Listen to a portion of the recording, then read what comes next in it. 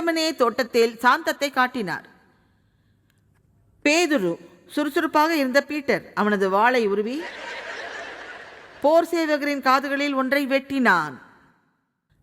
பாவம், இயேசுதான் அதை மறுபடியும் ஓட்டணும்னு நினைக்கிறேன். மற்றும் இயேசு அவரிடம் சொன்னார், நான் விரும்பினால் 12 லீஜன்ஸ் அழைக்க முடியும். என் பிதா அவங்கள அனுப்பி இதிலிருந்து என்னை விடுவிப்பார்னு உங்களுக்கு தெரியாதா? ஆனால் நான் அதை செஞ்சிருந்தா, ஒருவேளை நான் அதை செஞ்சிருந்தா வேத வாக்கியம் எப்படி நிறைவேறும்?